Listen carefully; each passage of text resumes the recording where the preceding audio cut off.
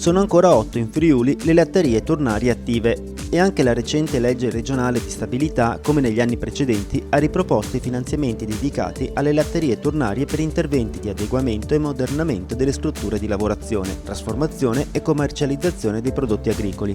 Allo scopo, complessivamente sono stati stanziati 200.000 euro, suddivisi in 100.000 euro per ciascuna annualità 2021 e 2022. Confcooperative ha accolto con grande favore l'iniziativa legislativa volta a contribuire a mantenere viva e vitale una storia di cooperazione che tanta parte ha avuto nello sviluppo economico e sociale del mondo rurale e regionale.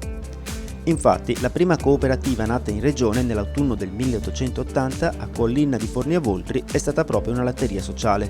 Mantenendo inalterata nel tempo questa formula societaria, oggi le 8 latterie tornarie si trovano a Pertegada di Latisana, Rivignano Udinese, Castions di Strada, Rabosa Magredis, Razzacco di Moruzzo, Molinis di Tercento, Muris di Ragogna e Campolessi di Gemona del Friuli.